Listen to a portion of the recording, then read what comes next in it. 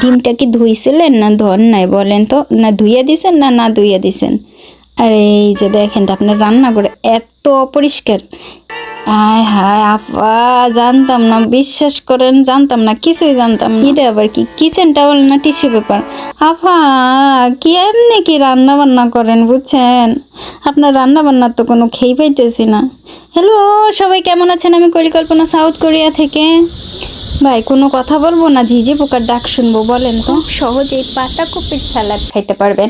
এই স্যালাড কোরিয়ানরা যে কোনো রেস্টুরেন্টে অনেক ভালো দেয়, মানে কোনো চিকেন, ফ্রাইড চিকেন খাইতে গেলে কিন্তু পাতাকপির সালাদটা কিন্তু অনেক জায়গা থেকেই দেয়। আমরা অনেকেই আছি তেল লাগাই খাইতে পছন্দ করি, আবার তেল ছাড়া খাইতে পছন্দ করি। মানে কি, ওই যে মুখের স্বাদ অনেক বেশি স্বাদ হইলে আমাকে ভালো লাগে, স্বাদ ছাড়া হইলেও আবার ভালো লাগে। ওই আমি আজকে আপনাদের সাথে শেয়ার করব, খুব সহজেই করতে পারেন, আবার অনেক খাবার দিয়ে তৈরি করতে পারেন এই স্যালাডটা। পাতাকপি ঘরে থাকলে আমি নানান পদের জিনিস দিই, মানে খাবার জিনিস দিয়ে কিছু তৈরি করি খাবার। এই যে পাতাকপি কুচি কুচি কুচি কুচি কুচি কুচি করবেন, যত কুচি কুচি করবেন তত স্বাদ বেশি। বেশি বড় বড় করলে স্বাদ থাকে না। আর কি কি লাগবে সেটা আমি বলে দেবো। আর মুখের স্বাদের মতো করে খাওয়া আর স্বাদ কমাই খাওয়া, মানে মুখের অল্প স্বাদে খাবেন। যদি খান তাহলে একেবারে পাতাকপি কুচি দেবেন। পেঁয়াজটা অপশনাল, পেঁয়াজটা দিতেও পারেন নাও দিতে পারেন, রেস্টুরেন্টে যেরকম দেয়। রেস্টুরেন্টে সাধারণত খুব মজা করে কিছু কিছু রেস্টুরেন্টে দেয়, কিছু কিছু রেস্টুরেন্টে একেবারে নর্মাল দেয়। তার ভিতরে গাজরটাও কিন্তু অপশনাল, গাজরটা দিতেও পারেন নাও দিতে পারেন। এটা কিন্তু একেবারে নর্মালভাবে আমি দেখাইতেছি। ইয়াংবেচু, ইয়াংফা, ঠাঙ্গুন, এই যে তিনটা জিনিস দিলাম। তারপরে মেয়োনেজ দেবেন। মেয়োনেজ তো দিবেন একটু বেশ মোটামুটি দেবেন।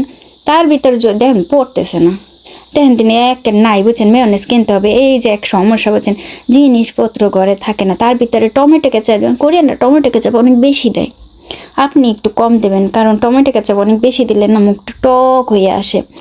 অল্প দিবেন, তাতে স্বাদ হবে। ব্যাস, এই যে দিয়ে দিলাম। আর কি দিবেন বুঝছেন, আর কিছু দেওয়ার দরকার নেই। মেয়োনেজটাও কোরিয়ানরা একটু কম খাই, আবার আমরা একটু বেশি খাই, আবার অনেকে একটু বেশি খায়। তার ভিতরে 4টা মেচুরিয়াল কোয়েলের ডিম দিবেন। আর এই হচ্ছে আপনাদের দুলাভাইয়ের খাবার বুঝছেন, একটা নর্মাল করে দেবো। আপনাদের দুলাভাইয়ের আমি আবার বেশি ভালো ঠালো খাইতে দিতে পারি না, যা খাইতে দিই সব পসারে দিই বুঝছেন। পসা এত মজা করে খায় যে পসারেই খালি আমি খাওয়াইতে থাকি। পসা আমাকে একমাত্র ফুলাতো, ফুলারে জানো, মানে ফুলাতো বুঝছেন। ফুলারে যদি না খাওয়াইতে কেমন দিত। আর ওই পাশে একটা চিংড়ি মাছ ছিল, চিংড়ি মাছটা পসা খায় না বুঝছেন, মানে অন্যরকম ফ্রাইড করে দিলে খায়, এইভাবে দিলে খায় না। আর এখন দেখাবো একেবারে মুখের স্বাদ, আপনি কিভাবে একেবারে মুখের স্বাদে একবার বাচ্চাদের জন্য বা কাউকে দিলে আপনি খুব বেশি একটা ক্রেডিট পাবেন। কিসমিস, রাইজিন, মেয়োনেজ, টমেটো কেচাপ, তারপরে এই হচ্ছে স্যান ক্রিম ইয়োগurt, যেটা আপনি টক মিষ্টির দই নেবেন। ইয়োগurt একটু টক একটু মিষ্টি টাইপের পাওয়া যায়, সেইটা আপনি নেবেন অবশ্যই। তার পাশে আছে গাজর, ক্যারট, থাঙ্গুন, আর এই পাশে হচ্ছে ক্যাবেজ, ইয়াংবেচু, পাতাকপি, তার পাশে পেঁয়াজ, ইয়াংফা, অনিয়ন, মেচুরিয়াল, কোয়েলের ডিম, পিনাট আর কর্নফ্লাওয়ারটা থাকবে। প্রথমেই এই যে দিয়ে দিলাম পাতাকপি কুচি করা, তারপরে ক্যারটটা খুব অল্প দেবেন, গাজরটা অল্প দেবেন, পেঁয়াজটা অল্প দেবেন, টমেটো কেচাপ খুব সামান্য দেবেন, বেশি দেবেন না। টমেটো কেচাপ বেশি দিলে কিন্তু মুখ টকটক হয়ে যায়। মেয়োনেজটা প্রচুর পরিমাণে দেবেন। এখন যদি বলেন আপা কয় চামচ দিলেন, কয় চামচ না, আপনি চিন্তা করবেন যে অন্তত 3-4 চামচ তো হবেই, যেটা দিলে পরে বাচ্চারা মুখে স্বাদ পাবে, যে কোনো মানুষ স্বাদ পাবে। স্যান ক্রিম ইয়োগurtও, যেটা ইয়োগurt টক মিষ্টির দই, অবশ্যই 3 চামচ দেবেন। যদি দই খেতে অনেকে পছন্দ না করেন তাহলে অল্প দেবেন। তার উপরে দিয়ে দিলাম কিশমিশ, এই যে কিশমিশটা দিয়ে দিলাম, তাই না। তারপরে এই যে নিয়ে আসলাম তাংখং পিনাট, আর যে প্রেম ফল আছে না, প্রেম ফল বাদাম, সেই বাদাম বুঝছেন, এই বাদামটা খেতে অনেক মজা লাগে। আর এই দেখেন এটা কিন্তু এখনো হলো না, কি সুন্দর লাগছে দেখছেন না। কিশমিশও দিয়ে দিছি উপরে একেবারে। এই যে রাইজিন, ড্রাইড গ্রেপ, তার দিয়ে একটু ভালো করে ঘুটাই টুটাই দিয়ে উপরে দিয়ে দিলাম মেচুরিয়াল, কোয়েলের ডিম, কোয়েল এগস। তারপর এই যে কর্নফ্লাওয়ারটা অবশ্যই হাতে নিয়ে গুঁড়ো গুঁড়ো করে দেবেন। কর্নফ্লাওয়ারটা আগে থেকে দিবেন না, যখন খাবে ঠিক তখন দেবেন, কারণ এটা কর্নফ্লাওয়ারটা কিন্তু নরম হয়ে যায়। এটা মাস মানে এটার স্বাদটা ঠিক ওই রকম আসবে, একটু যখন শক্ত শক্ত থাকে দেওয়ার সাথে সাথে এটার ফ্লেভারটা শক্ত আসে। এই হচ্ছে একটা লুক। এর উপরে যদি আপনি আরেকটুখানি কিশমিশ ছিটাইয়া দেন তাহলে কিন্তু আরও বেশি দেখতে সুন্দর লাগে, মানে লুকিংটা সুন্দর আসে। আর আপনার কি মনে হয় পচা এইসব খাইতে পারবে না? আরও বেশি খায়, বুঝছেন? এই খাওয়ার পর আবার চাবে আরও এক বাটি দেও আমাকে, সে এরকমই বলে। আপনি যদি একেবারেই নর্মালভাবে এই ক্যাবেজ মানে পাতাকপির সালাদটা করতে চান আপনার বাচ্চার জন্য বা আপনার হাজব্যান্ডের জন্য বা আপনার জন্য বা আপনার পরিবারের কারোর জন্য, শুধুমাত্র 3টা জিনিস হলেই কিন্তু হয়ে যাচ্ছে পাতাকপি, মেয়োনেজ এবং টমেটো কেচাপ। আর বাদ বাকি আমি যা কিছু দিছি সব কিছুই হচ্ছে অপশনাল। মাত্র 3টা খাবার হলেই আপনি আপনার বাচ্চাকে একটা ভালো একটা স্যালাড দিতে বলতে পারেন। আপা দুলাভাইরা কেন ওইভাবে দিলেন? ওই যখন যেরকম ইচ্ছা হয়, মানে আমার তো মর্জির উপর নির্ভর করে যে আমি কাকে কিভাবে কোন সময় কিভাবে খাইতে দেবো। মানে সত্য কথা এটাই যে আপনাদের দুলাভাইকে দেওয়ার সময় আমি খুব নর্মালি মানে একটু পাশ কাটাই যায়, এইটা ওইটা দেওয়া হয়ে যায়, তুমি এই খাইয়ে উঠে চলে যাও তো। আর বাবুরে যখন খাইতে দিই মানে আমাদের পচারে জিউরে যখন খাইতে দিই তখন আমি অনেক মজা করে খাইতে দিই, অনেক স্বাদ করে খাইতে দিই। আর জিউর এই যে দেখছেন অনেক গরম, আর জিউর বুকে পশম উঠতেছে। জিউ কি করছে জানেন? কেচি নিয়ে একা একা বুকের পশমগুলা কাটছে। তারপর আমি বলছিলাম কেন এটা করলাম। কোরিয়াতে কিন্তু কুকুর কখনো এইভাবে থাকে না। আমি সকালে পানি দিতে গিয়ে এই অবস্থা হয়েছে, গলায় দড়িও নাই ছাড়া। শেষে আবার আমাকে কমপ্লেন করতে হয়েছে অ্যাপার্টমেন্টের যারা দায়িত্বে আছেন ওইখানে। রসুন কিনছি, দেখেন রসুন কিনলাম। এই যে একটা প্যাকেটে 1 কেজি করে রসুন আছে, 3 কেজি রসুন কিনছি।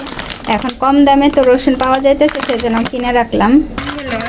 খোসা ছাড়া, কিন্তু মাথার যে কালো আছে এইটা ফেলাম না, এইগুলো এখন আমার সবগুলা থেকে ফেলাই নেব। রসুনগুলো ধুয়ে নিছি খুব ভালো করে, বেশ কয়েকবার ধুইছি।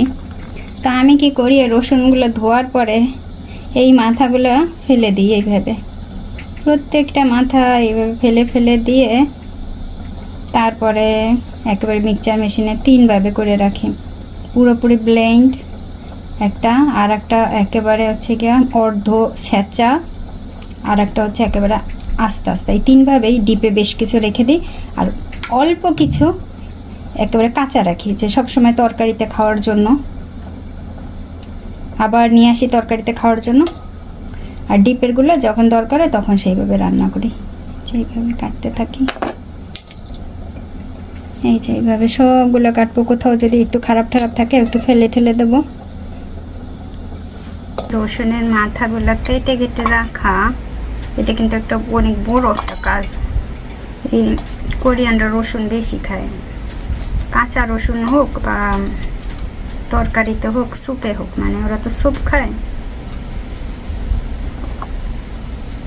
আর আমিও যেহেতু তরকারি অনেক বেশি করি, মাংসটা বেশি করি, রসুন পেঁয়াজ আদা এগুলো বেশি লাগে। এই রসুনগুলো কিভাবে ই করে জানেন?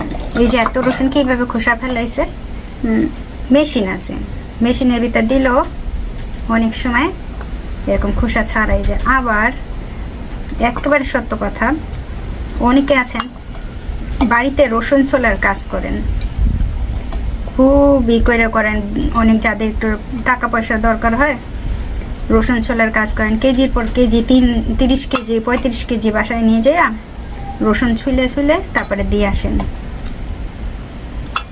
সেরকমও আছে আমি দেখছি। এখন আর একটা নিয়ে আসছে,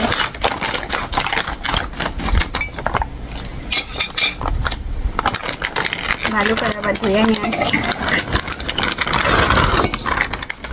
রসুনও নিয়ে আসছে।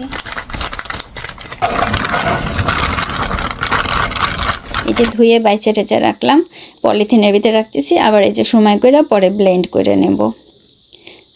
যারা ভিডিওটি দেখেছেন অনেক ধন্যবাদ। ভালো থাকবেন, সুস্থ থাকবেন।